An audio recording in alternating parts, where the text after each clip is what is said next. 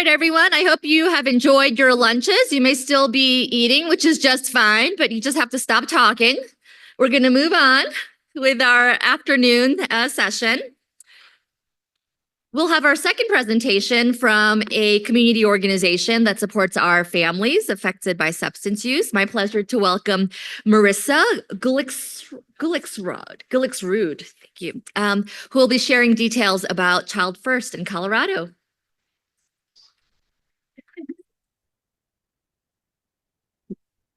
Thank you so much. My name is Marissa Gullicksrud. I'm a licensed clinical social worker and an endorsed infant mental health mentor.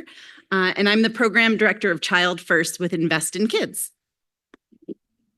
Invest in Kids is a nonprofit. I have to warn you, we added like effects to the slideshow. So if things don't show up, like, please let me know. I'm not on top of it all the time. But Invest in Kids is a nonprofit organization that works alongside Colorado communities to adopt, implement, and successfully scale proven programs that have the greatest long-term effect for very young children and their families, and families experiencing poverty. Here we go. Here's one of them.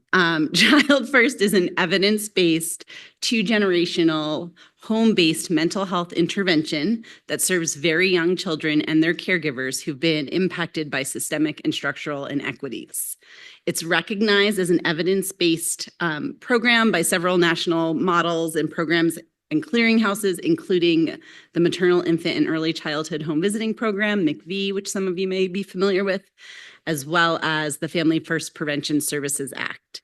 Because Child First provides mental health and family stabilization services to caregivers and young children, we believe it's a critical need in our state. I clicked that too early. And for the clients and patients that you all serve. And the specific goals of Child First include promoting both the caregiver and child's emotional health, to promote the child's learning and development, to enhance the caregiver and child's executive functioning, and ultimately to prevent child abuse and neglect. I think this is the most important slide for this particular group. One of the things that I love about Child First is that you can refer any kiddo or caregiver whose secure attachment has been disrupted. So most often we receive referrals because a child is demonstrating maybe out of control behavior, social emotional disturbance, there's delay in their learning or development.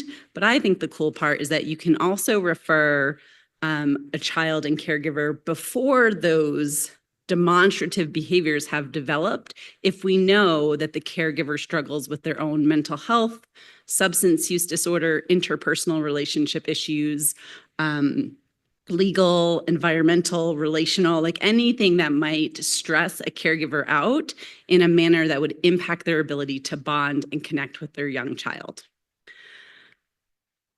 One of the unique elements of the Child First program is that every family enrolled in the program receives the services of both a family support partner, whose role is to provide growth-enhancing opportunities to stabilize the family by connecting them to needed community resources, and to provide relationship-enhancing opportunities, as well as a mental health clinician who is trained in child-parent psychotherapy and whose goal is to facilitate a responsive, nurturing caregiver-child relationship and to promote attachment, emotion regulation, and the behavioral health of both their child and themselves.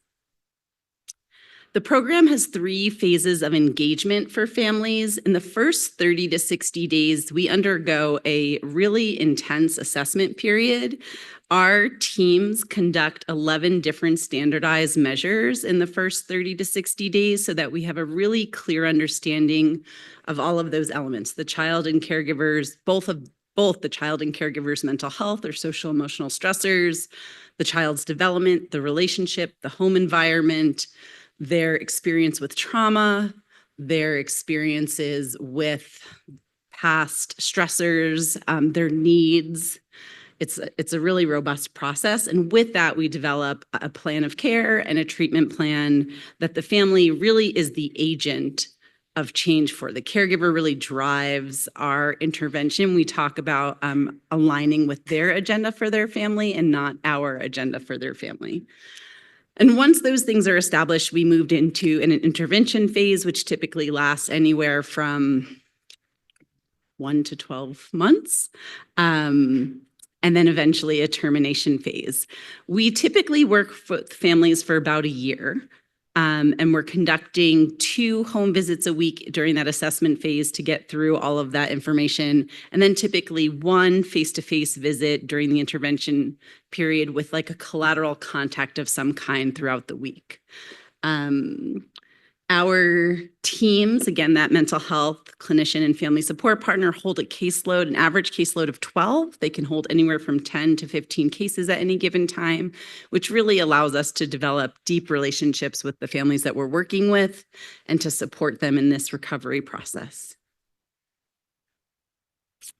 Currently, we are in 24 counties throughout the state of Colorado and are being served by 5 affiliate agencies. So local to Aurora, we work with Aurora Mental Health and Recovery. I just realized that we spelled the name wrong. I'm sorry, Aurora Mental Health and Recovery.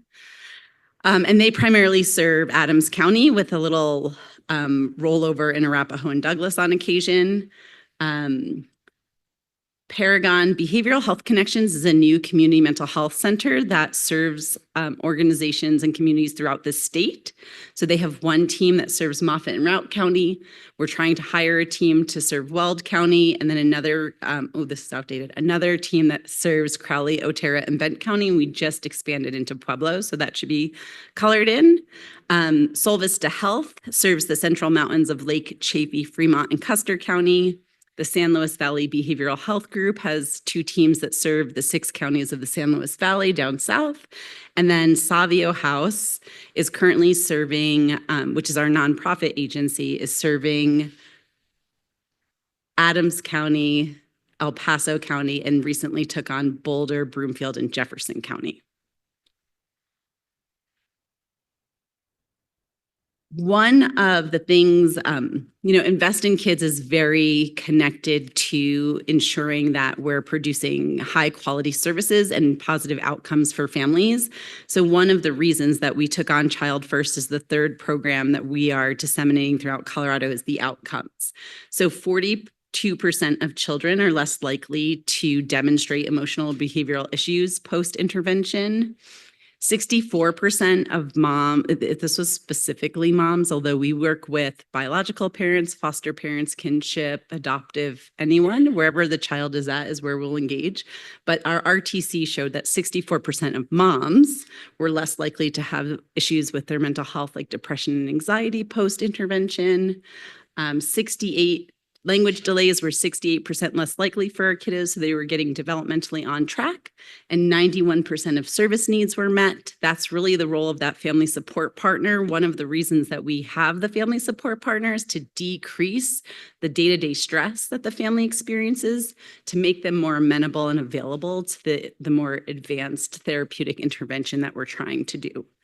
And then finally, 39% of the families that we worked with were less likely to be involved with child protective services post-intervention. The easiest way to refer, so one of the things that we try to do as the state intermediary is to take some of the mental load off of the people that we're working with and our community partners. So if you want to refer to Child First as an intervention for the folks that you are working with, you can go to Invest in Kids website, which is superiik.org, super easy. You can find the Child First program, and there's a link to our online HIPAA compliant referral form. If you don't want to sort of navigate that map and figure out which agency serves the clients that you work with, or you're always welcome to reach out to me. I'm happy to address any referral questions or issues or thoughts about the families that you're working with. Thank you.